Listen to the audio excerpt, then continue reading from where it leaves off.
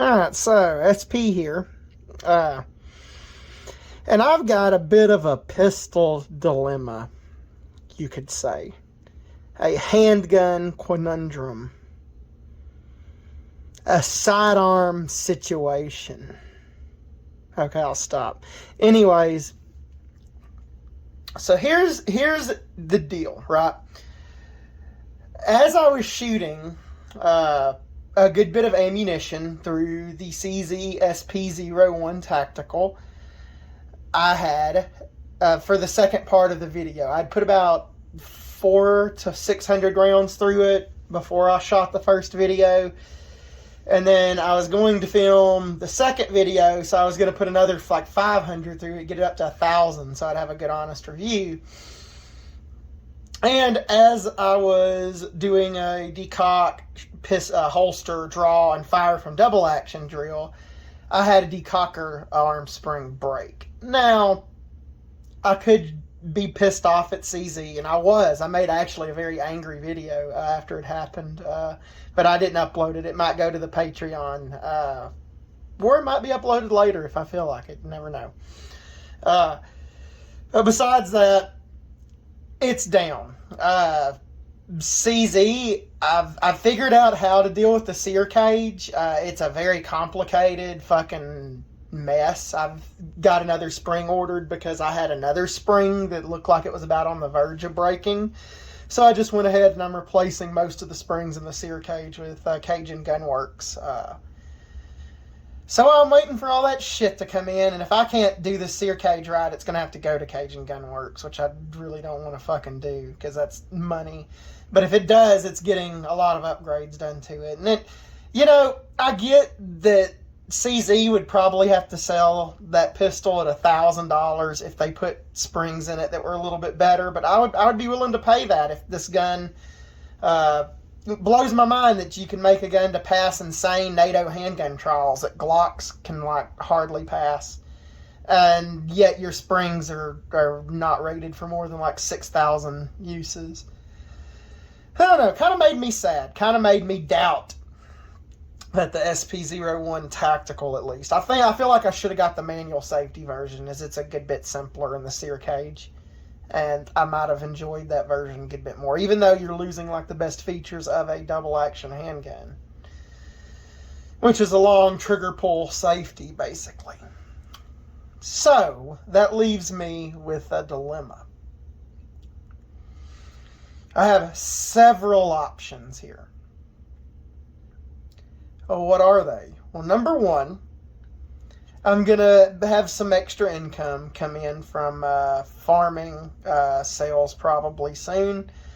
That will be used to get some new pistols, some optics, and some ammo probably for my firearms. Also be used probably to set up a pig pen since I'm getting more hogs. I already got 2 pinned up, but I want more. These are going to be domestic. The 2 I got pinned up now are feral.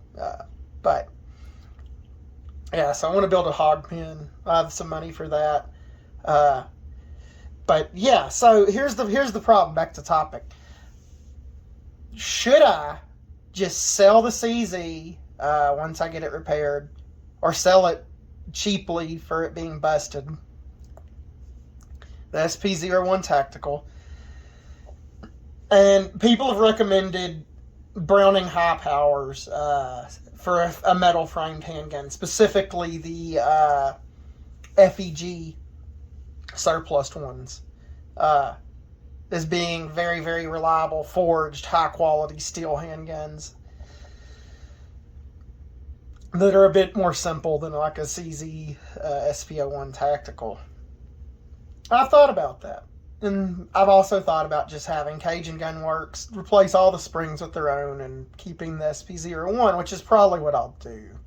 I've also debated getting one of the Israeli weapon industries Jericho 941 steel frame with the pick rail, because I hear they are slightly simpler internally than the SP01 Tactical, and they're a steel framed big ass handgun, which is what I was wanting. However, my plans are that I need some more striker-fired guns. I have a Glock 17 Gen 3. Not happy with it. It's got the shitty stock sights. I could replace them. I got this, of course, you're looking at it now, P10S, and I love this gun. It's my concealed carry gun. But it's not a full-size service pistol, and I'm not hitting anything with it past like 10 yards. It's got these big XS Express, I think, dot sights that they're very fast and quick to use, but they are certainly not precise. So that leaves me with a thing. And I've narrowed it down to 4 very simple polymer-framed striker-fired pistols. And 2 wild-card metal-framed hammer guns I already talked about.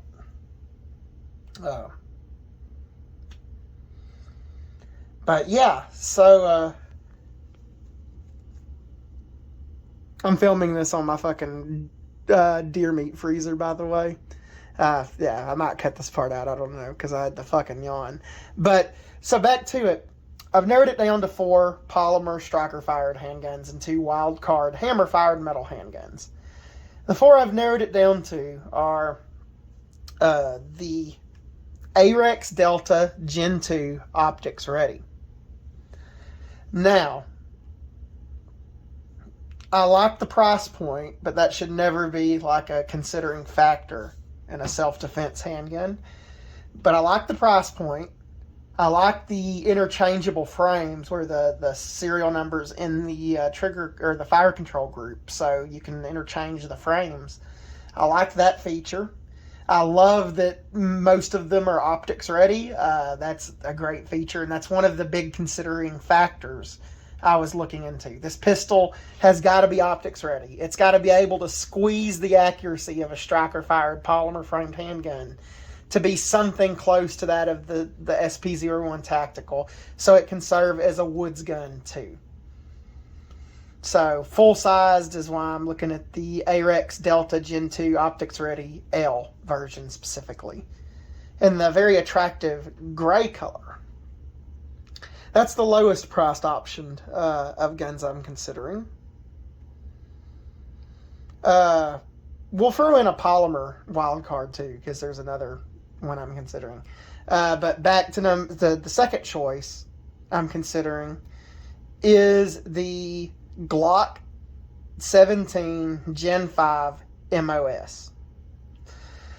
Yeah, I know, boring Glock, although I held a Gen 5 the other day, and I liked it way more than any other Glock generation I've held. The grip is way slimmer and nicer. It got rid of the god-awful finger grooves. The undercut's still a little small for my gigantic Polish hands, but it's fine. The optics capability is good. I'm planning on running a Holosun of some sorts. I haven't picked out a model yet. That's definitely on the table. And they're going to be in the mid 650s, I have a feeling. Maybe 600 if I can find one for a deal. And that's going to be like the most, that's what everyone in my friggin' real life friends, that's what they say is, oh, get a Glock 17 and 5 M.O.S. and call it good. But they're AR-15 Glock people. They're boring. But definitely being considered, because I need something that's reliable. I need something that can squeeze accuracy. That's the thing that's going to bum me out, though. I hear the trigger is still shit. And if so, that's quite unfortunate, but we'll see. We'll see. Next one's going to be the most expensive option I'm considering, and that is the HK VP9 Optics Ready. I don't really want the long slide. I kind of just want the standard large frame service handgun sized model. Considering it'd be very cool. I don't own an H&K gun. I own some Walthers, but I would love to own an H&K gun. I've never owned one, just because they're very expensive, which is not a bad thing. But in my area, that kind of means they're not at a lot of gun shows. They're not at a lot of gun shops. No one buys them. A lot of old people that grew up in the 80s consider them like rich people Glocks. any of the HKs and would just rather buy Glocks or M&Ps or, God forbid, Springfields. Yeah. Or SIGs. Shots fired. Yeah, I'm not a big fan of SIG pistols. I've had several over the years that had problems, and I've had buddies that just bought products from SIG that were workable from the factory.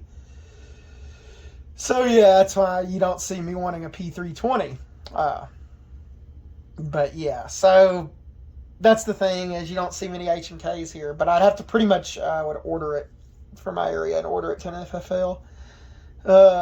And go through all that hassle and pay shipping, which would be a pain in the ass. But I've heard great things about the trigger for the VP9. I like the optics ready capability, the version that has it is. I would consider the Walther PDP. That's I love the way that gun looks, and I've heard amazing things about the trigger. But unfortunately, the trigger system is so good, it's also a huge weakness where if the gun gets knocked out of battery, which happens often in self-defense scenarios, where let's say you're being attacked by somebody and they grab you close up and they knock your pistol slightly in your hand. Well, if they knock the slide out of battery on the PDP, apparently it kills the trigger. So you have to re-rack the whole gun and eject the round in order to get it back into action, which you may not have time to do by that point. So yeah, that's kind of bummed me out about that. I really like the way that gun looks otherwise, but Walther really needs to fix that. And they need to bring back the paddle mag release. I love the old Walther paddle mag release on my Walthers. So yeah, HK VP9, and then the last gun I'm considering is the big version of this. And that would have to be the CZ P10F optics ready. And I like the trigger on this gun. I much like the grip angle compared to Glocks. I already have magazines. I have the big 19 rounders for the F that hang way out of these but work. So I already got magazines. I don't know if I want another CZ or not. I'm kind of pissed off with the whole SPO1 TAC situation. It's left a kind of a sour taste in my mouth with how complex that decocker assembly is. Well, what are you going to do? Yeah, so, and the two wild cards already talked about are the FEG high power and the a Jericho 941. Those are the hammer fired guns. Yeah, if you got any other suggestions for a great striker fired double stack the handgun, let me know. But yeah, so until then, signing out.